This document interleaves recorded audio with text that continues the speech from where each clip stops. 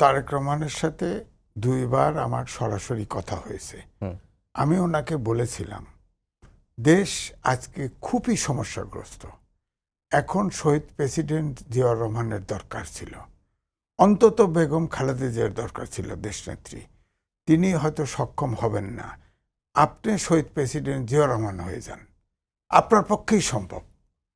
হ্যাঁ, কারণ হচ্ছে ৭৫-এর পরে, ৭৫-এ ১৫ই আগস্টের পরে এই শহীদ প্রেসিডেন্ট জিয়াউর রহমান ৭ই নভেম্বর পর্যন্ত অন্তত পক্ষে ৫ বার তিনি নিহত হতে পারতেন, কিন্তু কোথাও তিনি তার স্টেপে ভুল করেন নাই। এবং পরবর্তীতে তিনি লাঠিমের মতো গড়তে গড়তে এসে ক্ষমতার শীর্ষে গেছেন। আপনি খেয়াল করে দেখেন, তিনি বহুদল প্রবর্তন করেছেন, বহুদলীয় গণতন্ত্র প্রবর্তন করেছেন বাকশালের পরে।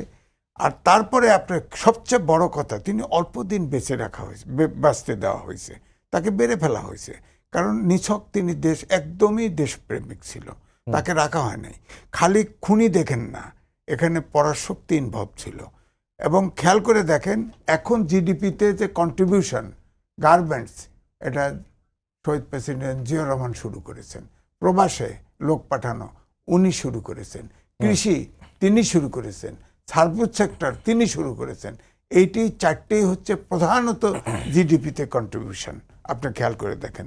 সুতরাং এর একটি সেক্টর বাড়ে নাই এ পর্যন্ত। ৫৪, আপনি ৭৫ থেকে হিসেব করেন, একটি সেক্টর বড় করে আপনার জিডিপিতে আমরা যতটুকু এগোইছি পিছাই আগাই, কিন্তু এই ৪টা সেক্টরের বাইরে 5টা সেক্টরে পা দিতে পারি নাই।